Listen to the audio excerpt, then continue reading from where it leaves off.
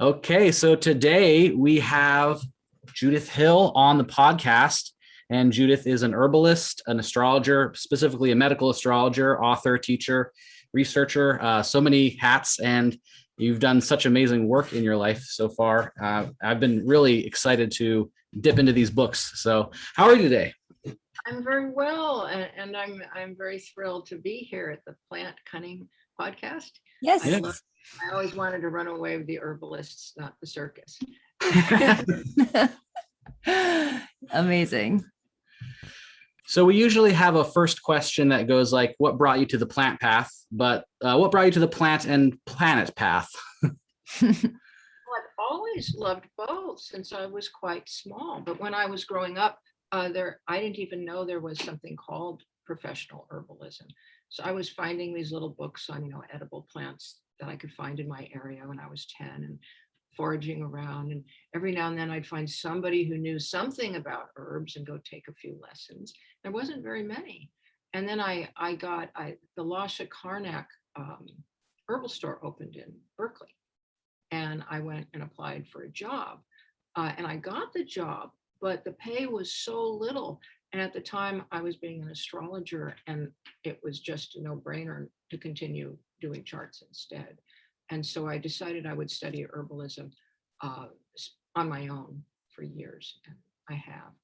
And I love making astrology useful and practical.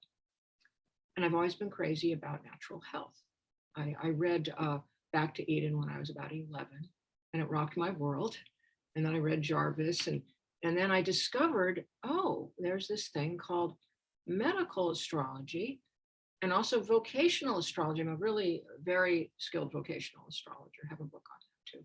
So and then there was electional, where you choose times, and you could do surgery dates. So I really started thinking, this could be made very practical. So when I went full time, I did my first professional reading quite young. And my father gave me a 4-year apprenticeship starting age 10. So your father was an astrologer too? Yes, he was actually a printer, but he was very good amateur astrologer. And he set me on his knee when I was 3, and he started showing me charts. And then at the age of 10, he had these psychic inspirations. He began a very dedicated course. In fact, it was practically all I studied those years in school. I just was ignoring school, studying my charts. And at 14, I did my first paid reading. And then at 17, I started doing it for a living because I was on my own at 17. And then by 21, I was full-time. And I've been a full-time consultant ever since, until I opened the academy this year. And that's all I'm doing is teaching now. All of a sudden, there's almost no time for the readings. But so many, many decades in full-time chart reading and studying the practical branches. And you need the spiritual branches to understand them too. And then I discovered there were all these old systems. The Renaissance astrologers the Renaissance physicians were all extremely skilled herbalists and extremely skilled astrologers. And that Europe had this amazing triune, indigenous medical system, which was astrology, herbalism, and patient examination. The urine, the pallor, the tongue, the pulse, the voice, and Blograve and William Lilly and John Dee. John Dee was a physician. People don't know that. John Dee and Nostradamus and Nicholas Culpeper were all astrological herbalists who used this. This was the medical system that they were teaching in the universities all the way till 1666. And I discovered it, and I'm like, oh my goodness, I can do this. I can study this and teach this. And it's been my passion now. Yeah, it's amazing. I feel like so many people growing up in the United States, when they hear about astrology, it's like psychological astrology or, just your sun sign. Just the horoscopes. Mm-hmm. Yeah. But there's so much more practical meat to it. And that's getting a resurgence lately, I think, too. So.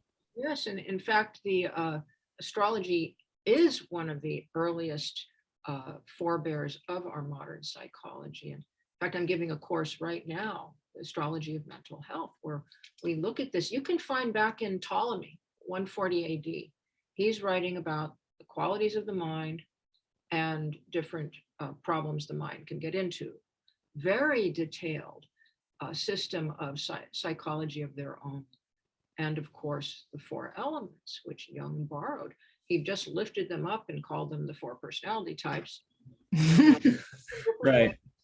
His whole seminal book on it, I think it's called Psychological Types, that, and never said he got it from astrology. It's exact. Even introversion, extroversion, which was supposed to be his big invention, is the masculine versus the feminine signs, how they work. And I know people don't like those words anymore, but we don't have new words yet. They're useful. Yeah. They're useful. Yeah. So you mentioned the academy. What is the academy? Well, in June this year, we kind of started up in March. We started myself and some youthful help, started the Academy for Astrological Medicine. Not the Academy of, the Academy for Astrological Medicine. And where we teach all 6 branches of medical astrology. We also teach vocational astrology, and we have a big spiritual, karmic, lunar nodes, mental psychological branch also, because it's all included. And so we have all 6 branches we're putting in. We have a lot going on, discussion groups. We have a monthly mystery chart, a monthly medical astrology forecast, where we go into the most important aspects and how they may impact the physical body, what herbs might be useful to offset if you have symptoms with the doctors. Okay, we always have to say that. And, we also have many courses and classes and a subscription service now with, it's growing every day, but right now over 100 hours of material. Wow. Slideshows, lots and lots of slideshows and audios. And really, we're going to be bringing in some teachers pretty soon here too, besides me. That's amazing. So I'm curious, you're in the stage now where you're a teacher and author. Who are some of your mentors and influences as you were an up and coming astrologer? You mentioned your father. Oh yes, my father. And of course, I have to think back. Ivy Goldstein Jacobson. Oh yeah. Very influential with the electional astrology. And then of course, Nicholas Culpeper, William Lilly, Matthew Wood is probably my prime herbal teacher, though I love Phyllis Light and Lise Wolf very much. They're favorites of mine. I really love the work of Beautiful Little Dancing Crow and Deborah Francis. She's an RN. She's one of the best lecturers I've ever heard. As far as herbalists, let's see. Edgar Cayce was one of them. He has a wonderful book on his astrological readings, and of course all his natural health readings, which always used herbalism. And I think he influenced me more than anybody, because I started reading him when I was about 11. And I remember quotes. I remember specific herbs that he would give for specific and they work. They absolutely work. And they have saved me so many times, the Edgar Cayce remedies. So he's been a very big influence. Oh, I could go on. Yeah, that's great though. I had always thought of Cayce as more of an intuitive, and maybe he that's what he is, but I didn't realize he had such knowledge about astrology and herbalism. Oh, he was, his main work was medical. People don't know enough about him. He was giving medical readings. They killed him. He worked so hard and the doctor said stop, and he wouldn't, and he died of exhaustion basically at about 60. He gave hundreds of medical readings. There's a wonderful book now where you can get the readings. You used to have to join his society, and it's called the Edgar Cayce encyclopedia by Reba and Karp, I believe it is Karp, C-A-R-P or K-A-R-P. And she doesn't have a table of contents, which is ridiculous. They must get it out really fast. But it has the diseases, and you can look at his readings, which always include herbs. Hmm. Also gave astrological intuitive readings, a lot of past life readings. He did archaeological readings. He did everything, but he was actually most famous for his medical. Wow. That's really, really cool. We have to study up on him a little bit more. When Edward Bach has influenced me very, very much. I read his bio and his work. And then another big influence was George Washington Carver. Ah, yeah.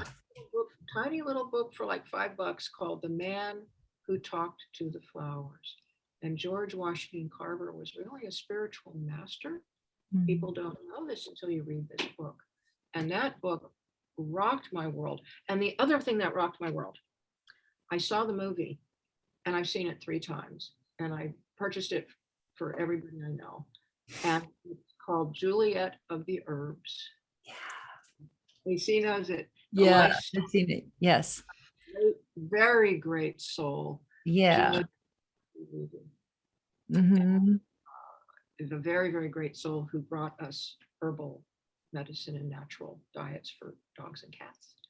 Yes. Roamed with the gypsies collecting and all their info. And she's the sweetest soul. Mm-hmm. That movie is remarkable.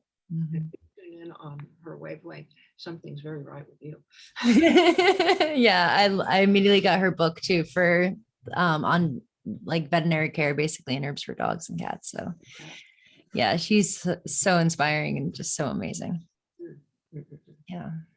So, Judith, before we get into the meat of medical astrology, one of the things that I realized when studying up on you for this episode was that you have been pivotal in doing some actual getting empirical evidence for how astrology works, or that astrology works.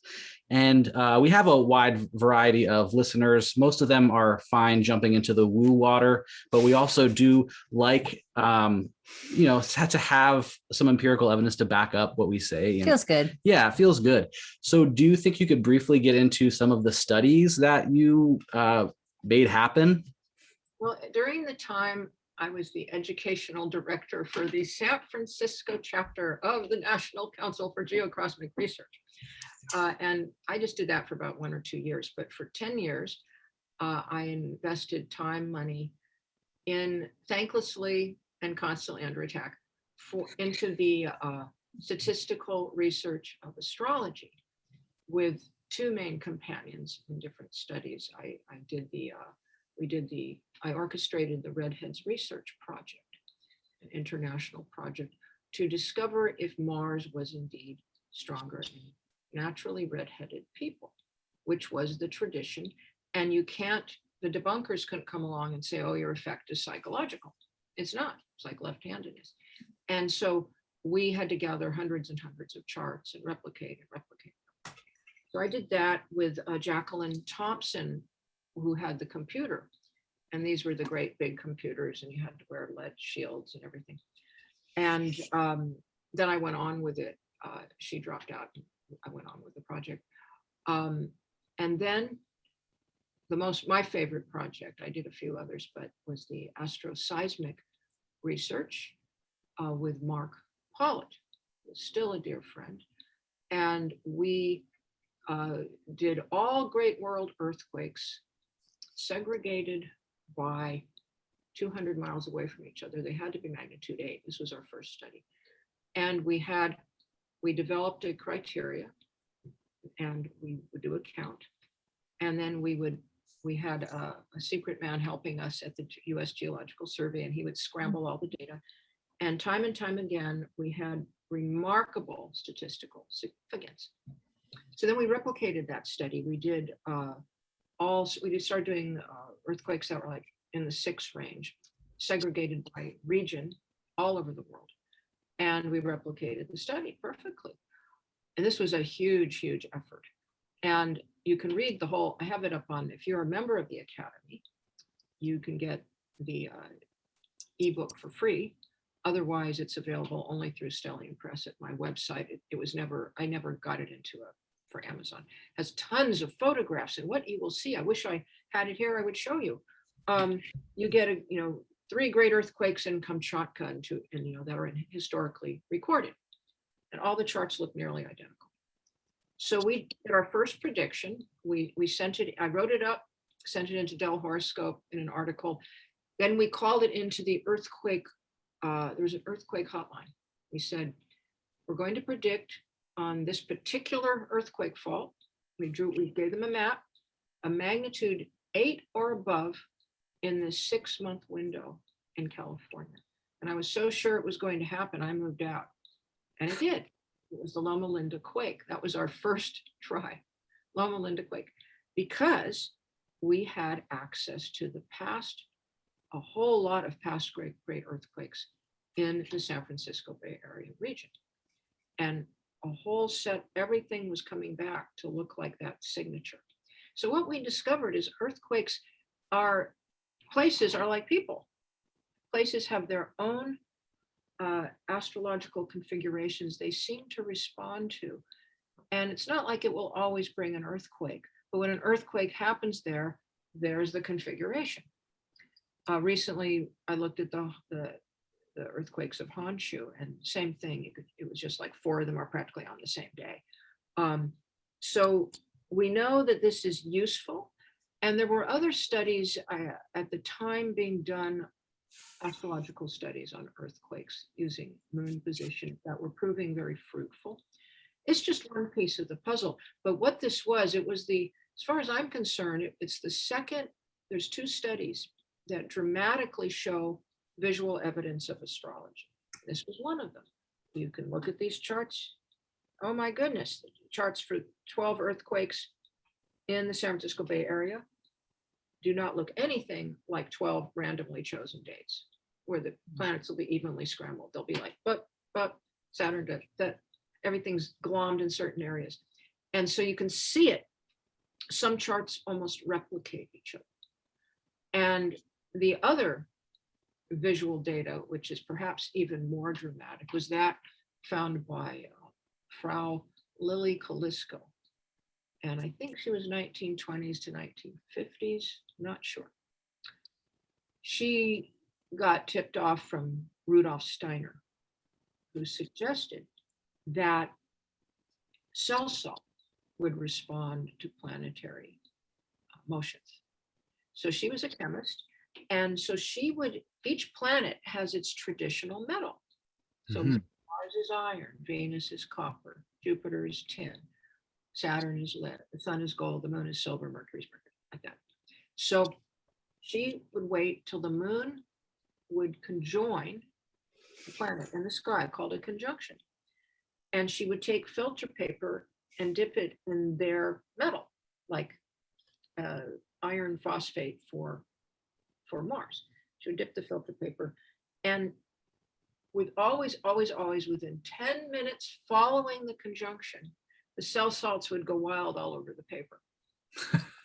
Photograph it. So Nick Kollerstrom, he replicated this. They did it all over again, and they filmed it. Now, there's a book, I consider it the most important book of proofs for astrology, outside of course, my little book, Astroseismology.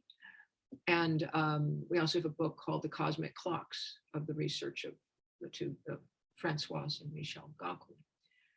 There's a lot of research out there, but the book by Nick Kollerstrom is called The Metal-Planet Relationship.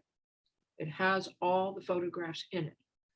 We have metals all through our bodies, as we know, and minerals, and so does the earth, and we think it's a mineral effect. There's mineral patterns that are quite different in each area that are responding to these different patterns. So we can no longer walk around blithely opining that there's no proof of astrology. Nobody's ever proved astrology. Astrology's been proven over and over and over again, not necessarily the natal charts. There hasn't been enough.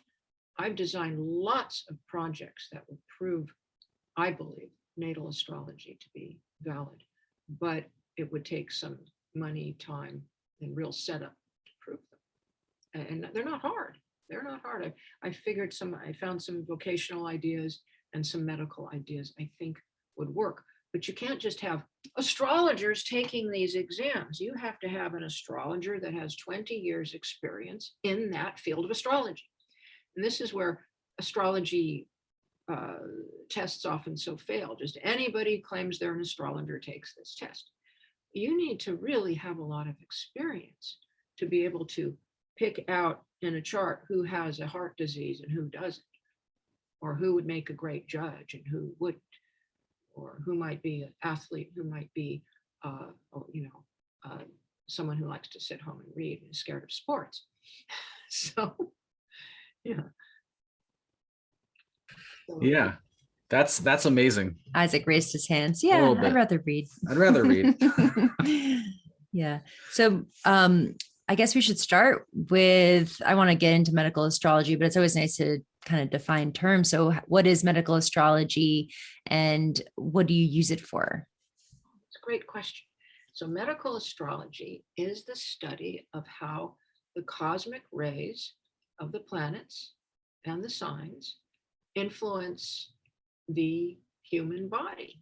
It works quite well with animals too, mammals at least, but influence the human body and the human mind, which influences our health. And the timing of disease onset, the timing of mental issues. So we have your natal pattern, what you're born with, your imprint. I call it the permanent planetary imprint. We're a little fractal of the moment we're born in. It just goes on resonating. And then we have our current, your transits and progressions, how things are influencing you right now. So how can this be useful and how was it used? Well, it's used in so many ways that we have a good 7 different branches of medical astrology. And I outline these with a little map and slide on my welcome to the Academy. It's free, the free welcome up there, a free little podcast. But you can use it for defining what natural weaknesses and strengths a person has from birth and the strength and quality of their vital force. If that infant is going to have, bowel problems or be very weak, very strong. You can use it to pinpoint the seat of chronicity, what's behind the energetics behind a health problem, to preempt health problems by going for the seat of chronicity. You can go for the seat of inflammation, Mars. Now you can also use it for fertility. I used to help many, many women get pregnant.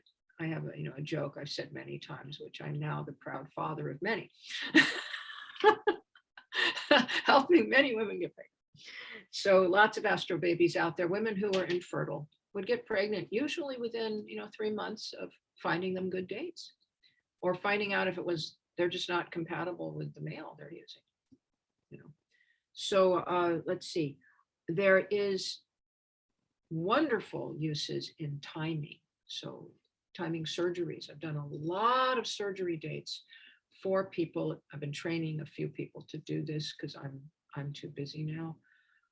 Surgery dates, onset of protocol, and very good, easy methods you can learn, which I have in some of my books for herbalists. Herbalists to harvest, herbalists to tincture, to decoct, or to start treatment. And these go all the way back to ancient times. Blograve writes about it in his medical diaries. If you want your, you have a hot, dry person and you need to make them a cooling, moistening tincture, say you want to make marshmallow or cucumber water or something, you need to moisten them, you wait till the moon's in a water sign. And even better, wait till the moon is conjunct Venus or in a water sign. it makes it even moister, or Neptune or Jupiter. There's different uses. And I have some very good descriptions of this. This works. I was once in a chateau in the woods with a person who was triple water signs. And it was a night when the sun was in a water sign and the moon was in a water sign. We had perfectly dry wood. We could not light it. It would not light. We tried again and again and again. It refused to light. It was very, very funny. I said, well, it's your triple water. It's a double water night. It's resistant. Did you just kick them out and start it yourself? Not only that, Blaugrave would take if he wanted someone to get much moisture, he would not only do this all in water signs, he then would take the mark and hurl it into water. Oh. All these tricks that you might call magical, but magic is just working with vibrations. Mm-hmm. We're all afraid of this word, and it can be terribly misused, or it can be associated with all kinds of bizarre practices. But occult just means hidden, and magic is the knowledge of how to work vibrations, and then they influence things in remarkable ways, sometimes at quite a distance. Yeah. I think there's so many aspects we can get into of medical astrology. Sounds like, medical astrology is just useful for every aspect of herbalism and, everything, every aspect of medicine. Medicine. Even I've got a little book. I just wanted to show it because if you're all beginners, this is my most beginner book for lay people, Medical Astrology for Health Practitioners. And it just helps a person with just very little astrology, just get right into it and the best things that will work for you. But it has a section on how to see if you're compatible with your healer. Yes, that was actually something I wanted to ask you about, because I think that's really interesting. So can you talk a little bit about how you as a medical astrologer would figure that out, and as an herbalist, if you are a good fit for your client? Yeah, I mean, have you all experienced, if you probably have a lot of practicing herbalists or practicing patients? Mm-hmm. Yeah. Yeah, both. All experienced that lovely person, that lovely healer who no matter what you do, they cannot seem to help you. Nothing ever gets any better. Yeah. Then you just, they go out of the room and their assistant, they said, my assistant's going to help you today. And the assistant comes in and cures you. This is how. Or you have the client that's just an endless headache, just an endless pain in the ass. And you either don't like them, or they're always causing trouble, or whatever you do, they complain about. And so you can get around a lot of this by comparing your charts, just like a couple. Because just like William Gray, the great healer William Gray, discovered, people who have compatible sun signs have a mating fuel, he called it, can almost instantly heal you. And I tested his theory because I'm given to weird complaints. And 3 times in my life, I've been miraculously healed by somebody laying on hands. And I went back because I wanted to test William Gray's theory that someone whose sun is exactly trine your sun has the proper mating fuel that connects with your vital force and can heal you very easily. And I went back, and all 3 of them, their sun was trining my sun within 2 days. I thought, well, boy, this is a great corroboration of William Gray for me. I loved it. Wow. So there's things you look at, for you astrologers out there. One of the best is, are your suns trine by decadent, or even the sign? Mm-hmm. Are you all both water signs, both earth signs? If your suns are quincunx, 150 or 270 degrees away from each other, there's no connection. That, I think, would be the most difficult. You won't understand each other very well. Some people get married to someone who's quincunx their sun, and their deep, real self is never quite connecting. It's funny. If somebody is born on your Saturn, or vice versa, that's not considered very good usually. Okay. Jupiter and Venus are quite helpful, conjunctions. If somebody's born on your South Node, it usually is a no-go. But it can be a karmic situation where one has to heal the other or tend Oh. to. Yeah. It's not always bad if it has a good aspect. The North Node, usually they're going to be able to bring you, if a person has Mars or the Sun on or Jupiter on your North Node, they'll bring you energy. They'll give you energy. You notice how chiropractors and people who work all day with the body, they often have a lot of flesh on their palms and big warm hands because they have a surplus of vital force. People should do this work who have low vital force. They get drained or they'll die young. So you can, now if someone has Mars or Mercury on your South Node, they will make mistakes, give you misdiagnosis. In fact, if transit Mercury or Mars, transit Mercury is crossing your South Node, I wouldn't accept a diagnosis. I'd get a second opinion. If transit Mercury it's not usually a good day to start medicine. I have a protocol on my website. I believe it's at the Academy in the freebies, protocol for inoculation. You'll have to put vaccination inoculation in the search, see if you can find it. I know the team put it up there. It's a whole protocol. Might be on my blog. But if you have Mars, this was my big one.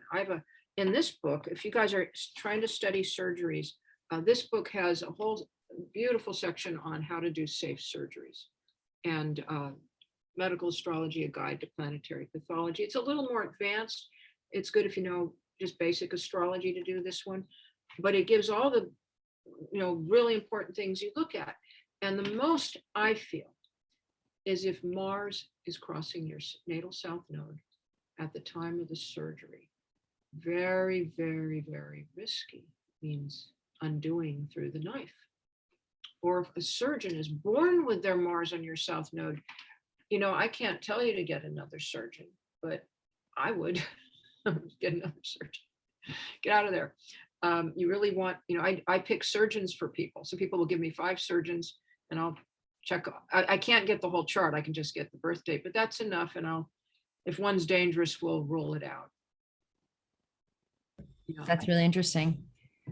Yeah, it can be kind of hard maybe to get surgeons' birth dates, but that's such an important, if you're doing a real surgery, you don't want them to screw up and, People always manage to get them, or they can look them up. So they used to have them on the, when you look up the surgeon's graduation record, or they usually give the birth date.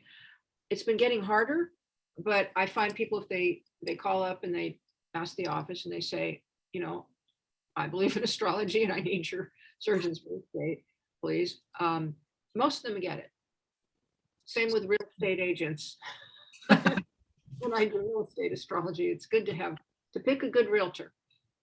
Not one who you don't want a surgeon or a realtor who's your secret enemy. Right. And so how do you tell your secret enemy? Is that's 12th? No.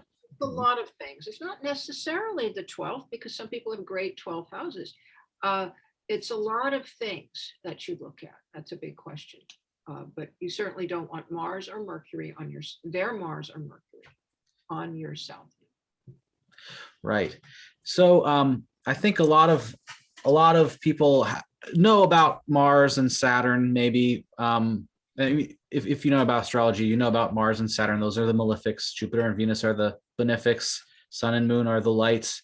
The nodes, though, are a little less well known, even though they're very important. And and if you look in Indian astrology, it's a huge part of it. Renaissance astrology, it's a huge part of it. So do you think you can get a little bit into the North and South Node? Yes. It's a puzzle why they have become so obscure. Most charts don't even show the all-important South Node anymore. It's always exactly opposite the North Node. The nodes were considered more important than the planets because they have the ability to swallow up all the planets. They are where the eclipses take place. So the nodes are always carrying the charge of a South Node eclipse or a North Node eclipse. And I have written, actually, I don't mean to be such a book salesman, but there's no more hard copy ads. There's no other place to tell people about your books and podcasts now. And people should know about these because I have an incredibly thorough book on the lunar nodes.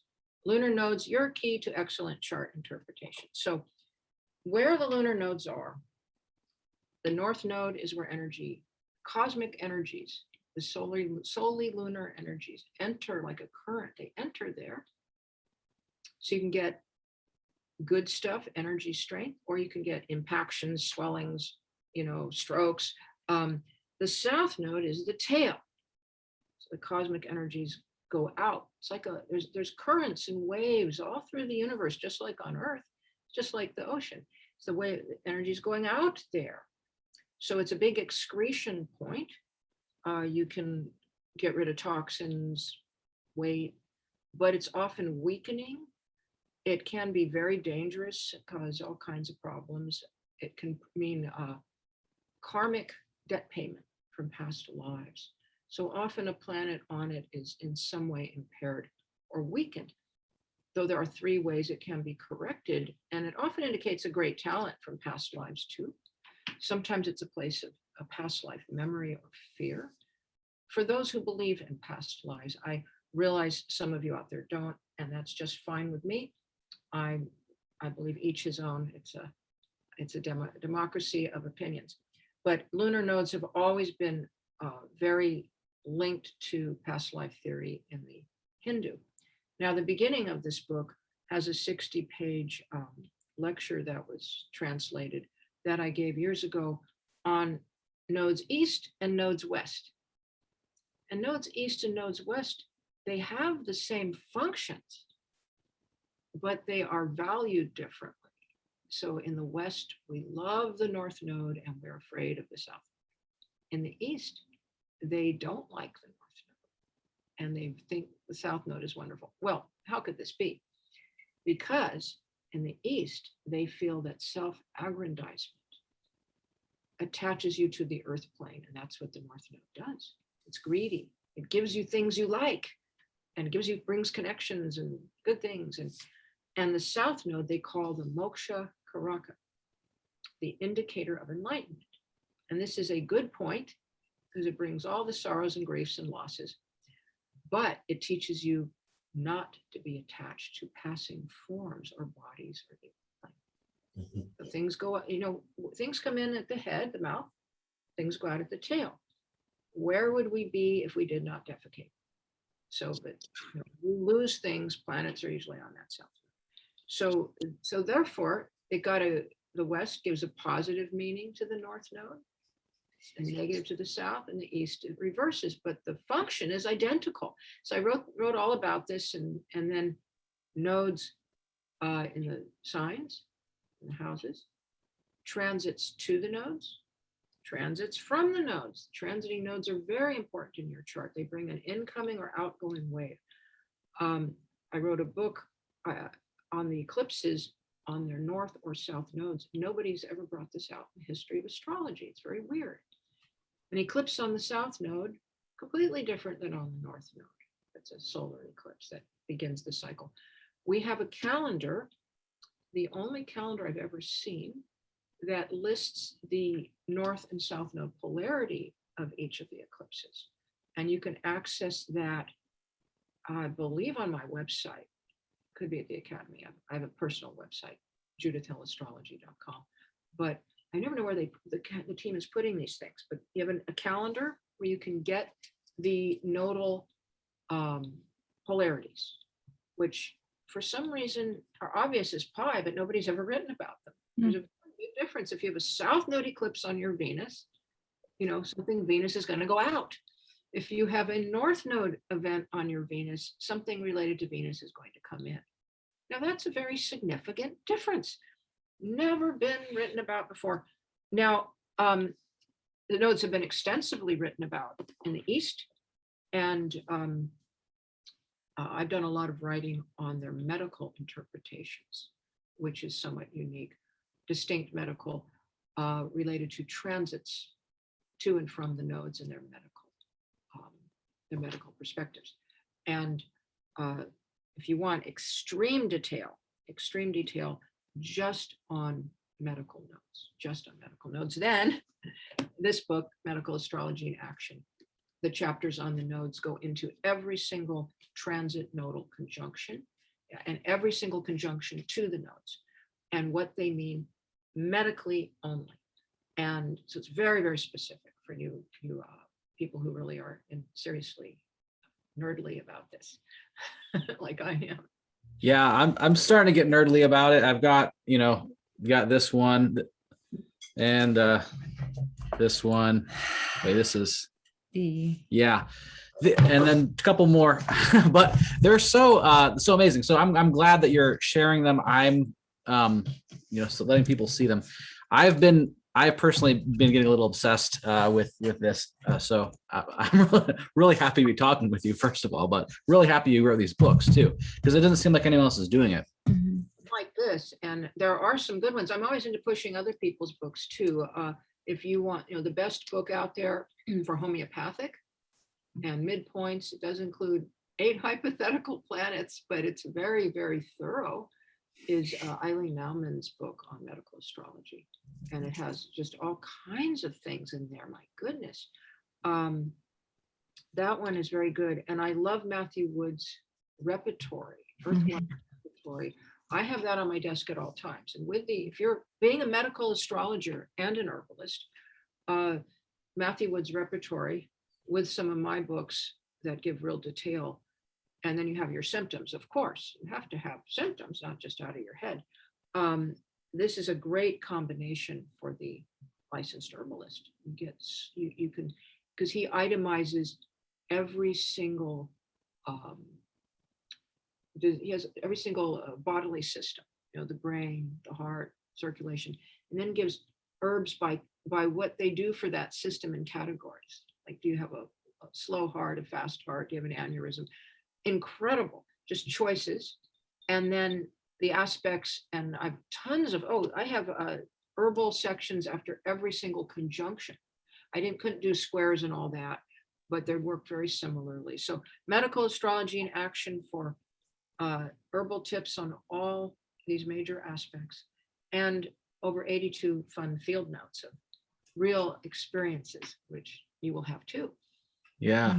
I'm just getting into. I mean, I'm still a neophyte in astrology, but starting to study the transits a little more. Like, I've got an ephemeris. I'm like looking every day to see what's going on. Now, the other day before I started really doing this, I was going to go cut some trees down with a chainsaw, but I was in a really bad mood. I looked at the ephemeris, and my Mars is transiting right over my ascendant, and then it's going to go apply to my Uranus. So that would, the Uranus, that could potentially be an accident there. With a sharp thing and blood, which is Mars, and then Uranus is an unexpected accident. So I was like, I'll wait to do that. Yeah, electrical equipment is, this can work out in very funny ways. I had a strange incident yesterday. Mars rules iron, and a friend of mine has North Node in Capricorn, exactly where Mars transited yesterday, exactly in her house of work, and she has her natal Mars there too. So she calls up. She doesn't know anything about her chart. She says, she works in clearing old junk out of apartments. She says, I came across these huge metal railroad ties, pure iron. Somebody had just left, and we got them into the back of my truck. We had no idea that this was, illegal, and then we had to go bring them back and call the government and everything. But she says, what is this? She's like, each one weighed like 100 pounds of pure iron. Well, iron was entering at the mouth, quite literally in her house of work. It couldn't have been more literal. And there it was. And you just see these things every single day. That is so cool. I love that example. Wow. It's like, yeah, so literal. Yeah. Yeah, that's why I didn't want to have a literal accident with the chainsaw. Yeah. That's why. Accidents in Uranus is electricity. So you don't want to be mixing the two. So it's like mixing, those old, they always say, do not use while operating heavy equipment. So do not operate heavy equipment under Mars Uranus conjunctions. The ascendant, you would have been definitely begging for something. Yeah. I'm glad you didn't do that. Yeah. Okay. Makes you, you gotta look at the transits. But that's also why it's so important to look for transits in regards to surgery. Like if you're doing something like that, you don't want to have accidents. Yeah, there's going to be so many things. So I had a question. Yeah. So speaking of the North nodes and South nodes not really being that well known to people who are kind of getting into astrology, herbalism and astrology and, Western medicine did go hand in hand up until a certain point, and now it's just fallen out of common use. And I'm wondering if you can speak a little bit to the history of medical astrology becoming its own thing outside of just, natural medicine or common medicine. That's a very good historical question. Yes, they were completely combined from ancient times to about 1666, though it held on with some practitioners to about 1700. And what happened was in 1666, medical astrology chairs were thrown out of all the universities. Until that date, physicians had to study it, medical astrology, and they had to pass their exams in it to get their physician's license.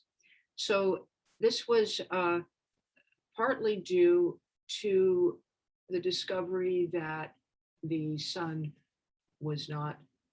earth was not necessarily the center of the universe, and that Harvey's discovery of the circulation of the blood came in, and they started discovering that some of these ancient things that came down from Galen's time, Hippocrates, actually weren't true. So the doctors then people started attacking and making fun of astrology because they had a few things wrong. And then there seemed to be some sort of switch, and the surgeons wanted, of course, the money. They started they actually petitioned Parliament as early as the mid 1400s to get women banned from medicine. But they began to attack, and also they attacked herbalists, and King Henry put a stop to that in England. But this trend continued. So they began lopping in medical astrology. By the way, was always a legal form of astrology. Nothing was considered wrong with it. It was considered the religions did not have a negative opinion of this at all. So they just started to attack it, and then they went into the full science thing, and then went on this kind of frenzied besmirchment and burying their own system entirely, sort of like Mao Zedong tried to do in China, tried to bury all old traditions. It all got buried, and in came the new science, which wasn't at all animistic, did not have any of this old folklore, because there was a time when the old practices and the folk traditions and knowledge of fairies and knowledge of these things was working hand in hand with science. It was probably a brief 50 or 100-year period in the 1600s in England before it was like a wrestling match, and then they just buried the astrology, and then started a program of always making fun of it and disparaging it, which we have seen to this day. And when I was growing up, astrology was considered a highly disreputable career. You couldn't really tell people you were doing it. And you folks probably don't realize it was illegal to practice in the United States, depending on your state. But I believe in California to 1987 or 1988, or even 89, illegal. I practiced while illegal for years. People were dragged off to prison under the vagrancy laws. So they started attacking astrologers. Now, this will interest you. Why did astrology take a psychological turn? Alan Leo, around the 1910 or so, was the big astrologer in England. And he's super famous. There was like one astrologer influencing the world at the time. It was Alan Leo. There weren't millions of them like today. And he wrote many, many books. He was very spiritually oriented. His books are great. And he gets arrested twice under the vagrancy laws. But he realized this was exactly when Jung and Freud were coming along with their seminal works between 1900 and 1920. And he realized that if astrology was couched as psychological counseling, it would be legal. And he encouraged all his followers to do this. And it caught on. It's easy. You can fake it. And it doesn't need a lot of training. And it took off and it took over. And medical astrology never died. And practical uses never died. But they went underground. And physicians were secretly practicing them and secretly studying it. And we have our great maverick physicians, William Davidson, Dr. William Davidson, and Dr. H.L. Cornell, who wrote the Encyclopedia of Medical Astrology. And it's a real medical encyclopedia.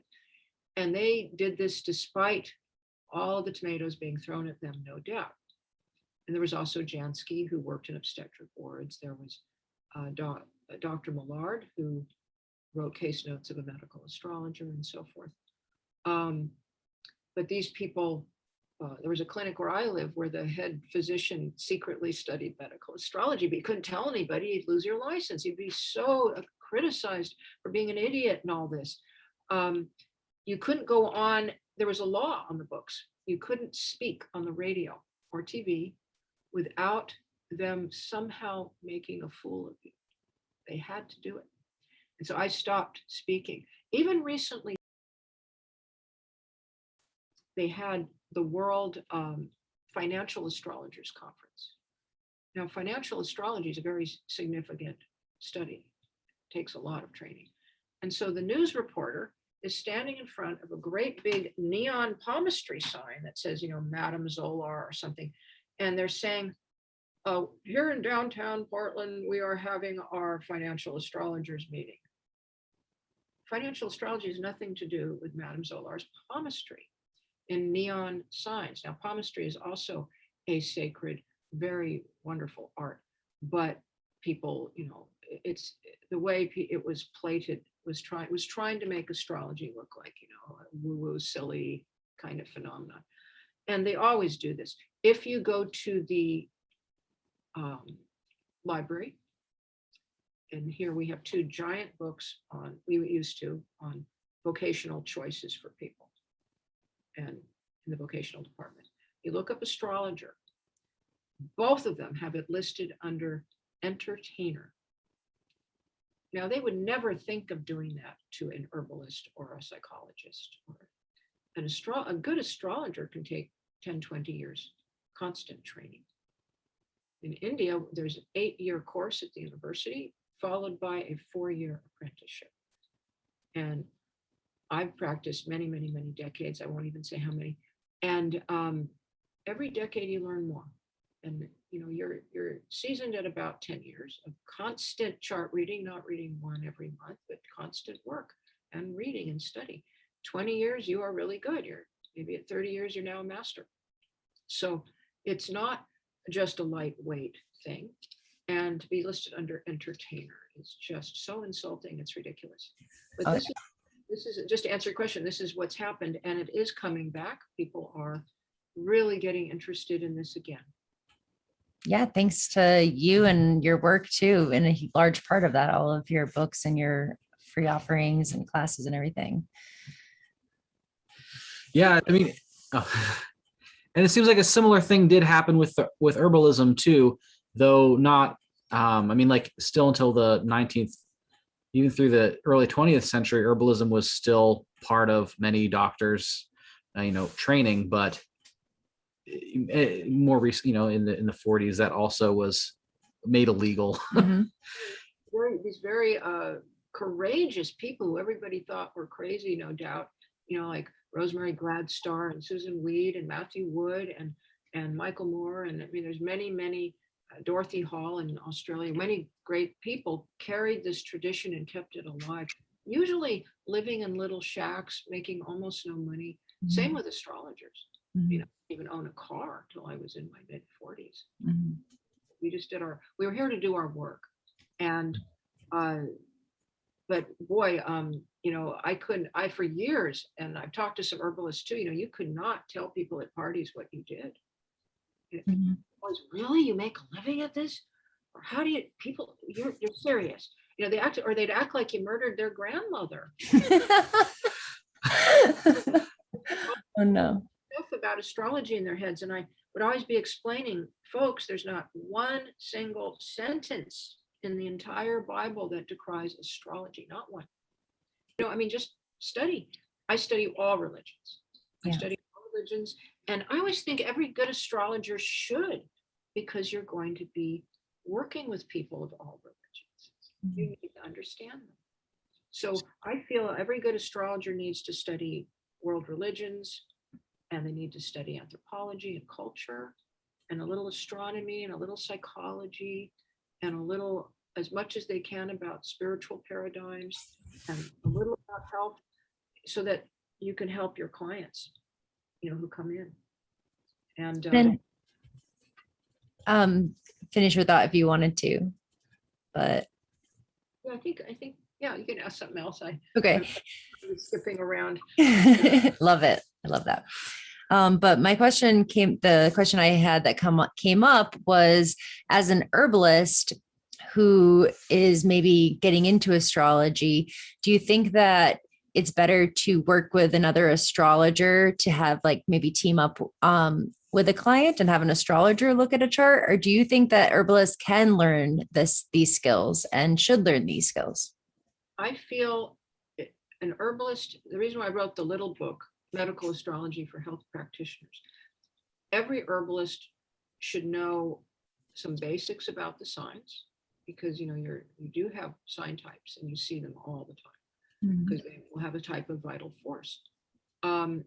Every herbalist can learn to look at a chart enough to see where a person's Saturn is. Saturn will always tell you where the seat of chronicity is, due to toxins, due to holding, due to something being too tight, not enough circulation or oxygen getting in, and you warm up that area. That alone is a fantastic key. You can always see where things will get too hot in the body, Mars. So you can look at anybody's chart, without even looking at what signs that Saturn squares or opposes. Say you have Saturn in the sign of the feet. And the practitioner goes, oh, what are the feet? Oh, the feet are the lymphatic system, the matrix, the fluidic matrix, and the feet. Pisces, Saturn's in Pisces. So, okay, we need to keep the feet warm. We need to see if there's enough oxygen and circulation to the feet. Are they having any trouble or pain in the feet? And are the lymphatics sluggish?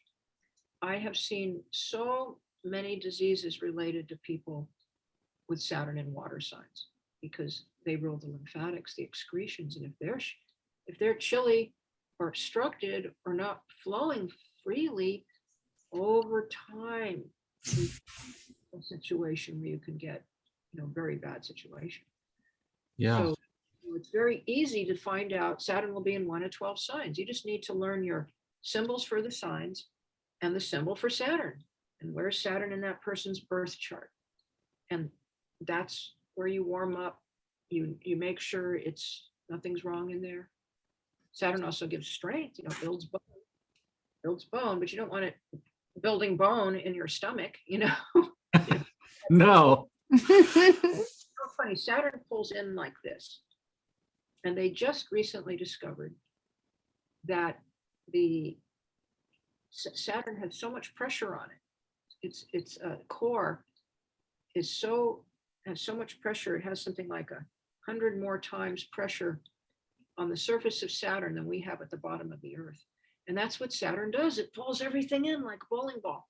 It accretes atoms, and it's very cold. So life doesn't live where things get too cold. So it builds strength and bone, but it's also the great malefic. So if you learn nothing else, learn that. And that little book is full of these little gems, just for the person who knows almost nothing to get started. Everybody can use these, and they always work. They almost always are helpful. And the nodes come next. And if you want to go up the line, you get more advanced, and then find out where transit Saturn is right now, influencing everybody in a general way, or permanently all babies being born now. It's in Aquarius. I guess the other important part of that is the zodiacal man, right? And that's something that I don't think we talked about yet, but that's It's kind of the most important part. So we have, Yeah, zodiacal man. That's my drawings. I wanted to show a side view, which has never been done before. Yeah, I love that. That's really cool. The zodiacal man. So, did you want me to talk about what it is? Yeah, definitely. yeah. So, zodiacal man is, the ancients made a great discovery. So they had empirical discoveries that worked for them for thousands of years, and up to 3,000 years now. So they discovered that the human body is broken into 12 bands going horizontally through the body. And each one of these responds to a different zodiac sign and reflects the circle divided into a straight line of the human body. And there's some mixing at the cusps. And that means, now, medical astrology is far more complex than that. But it means that if you're having problems with the head currently or always, you look to Aries, the zone number 1, which goes from about your top of your nose through your, some people think it starts at the cheekbone, some people think at the top of the jaw, the upper jaw goes up through the head. Aries also influences the entire head quite a bit. And you look there in the chart, or you look at what's afflicting the sign of Aries, or you look at the first house, which is a reflection of the 12 signs also. We have our 12 houses. There's space and there's time. And so, you will get, and there's ways to learn to see if there's, you're suspicious of a real problem there. And you can see what's going on there. Say a person has a headache, and so you want to look at their chart, and you find that they're born with Mars in Aries. That would mean heat or inflammation in somewhere in the Aries region. And Aries is broken into 3 parts and then 30 parts. You can really go hunting. Or if it's Saturn is there, we have a constriction or an obstruction, something too tight, something too cold, something maybe of Saturn and Taurus, and you're having headaches. Then you suspect there's an obstruction in the neck or the lower brain. And you ask them questions. Are they having pressure in their ears? What's going on with their neck, their trapezes? It gives you tremendous cues. And I could just go on and on telling you amazing stories of how this has worked to cure people, heal people. There's all kinds of documented cases. I want to hear a story. Do Just one? Do you have an example that comes to mind first? Well, let's see. I do. This kind of thing happens a lot. This is a famous case that many people have heard me relate. It's my favorite case, and I've written it in some of the books. This one always springs right to mind. I had a woman come, and she was basically dying. She had been to 5 different doctors, and by the way, I always have people sign a waiver that discusses that I am giving a hypothetical, using their chart hypothetically as a lesson in medical astrology, and that they must take the advice of their doctor, unless doctors are sending clients, and they do. I've worked for doctors for an opinion on weird cases, but we have to be very, very careful not to play doctor if we're not doctors. So, but she came and she was dying, and the doctors, nobody could help her. Nobody could figure out what it was. Losing weight, fatigue, felt sick all the time. And she had, I believe it was, I always forget which node it was. I think it was the North Node in Aquarius rising natally. And Aquarius rules the air, and it rules the circulation. It's also famous for poisonings, the sign Aquarius. And I noticed that transit Neptune had been sitting on it for some time, right on her ascent. Neptune rules gases and poisons. But gas, poison coming in, because I believe it was North Node. South Node would have done it too, because South Node is dangerous. But it was on one of the nodes. It was entering poison. So I said, I believe you're being poisoned through the air. And she told me later that she thought that I was a real nutcase, and she left. And she called me about 3 months later to say that I was the only one who got it. Some workmen came in the house and discovered she had a carbon monoxide leak. only reason she wasn't dead was because she had kept her window cracked when she was sleeping. Wow. And so 2 more times after that, and I learned my lesson. I had people who were having troubles with that were coinciding with Neptune node, and it turned out both in air sign, both of them were also having poisoning through the air, and it was turned out to be true. So this just happens all the time, or referred pain. Somebody will come in. Oh, I had a good one lately. Someone came in with, tremendous pains in the hip, and sciatica. And I'm thinking, well, it looks like, or was it the knee? It was one of them, and it looked like it was the other. It was being caused by the position of the other, like the pain in the hip was being caused by the mispositioned knee. And he'd been all around everybody, and it turned out to be true. It was caused by a pressure on that other bone, because the problem wasn't shown in the hip, it was shown in the knee. Or one time it was the feet. A person had, this was a real interesting case. A person had endless intense pain in their feet for many years. The doctors could not figure it out. So the chart showed that all the emphasis was in Aquarius, not Pisces. Zone 11, I call it. The ankles goes all the way back to ancient Greek. Aquarius rules the ankles and the lower leg. Something's going on. And I didn't know you could have such a thing as ankle stenosis, but that's what it looked like to me. And I said, I think he has ankle stenosis. Go and tell him to have this checked out. So I get a call. Ding, ding. The doctor said, you're correct. They did some tests. He had ankle stenosis, which is, I didn't know you could have, but the bones were pressing on nerves, and they cured it. And he was relieved of 10 years of insane foot pain that he could barely walk. With Wow. Judith Hill, astrology.com, and you'll have if you want to go to the Academy, there's a button right in the corner. We'll take you right there, or you can see my books, bio. But yeah, that's the easiest way to get to the Academy. And Excellent. thank you for everything. And you. really fun. Yeah, thank you so much.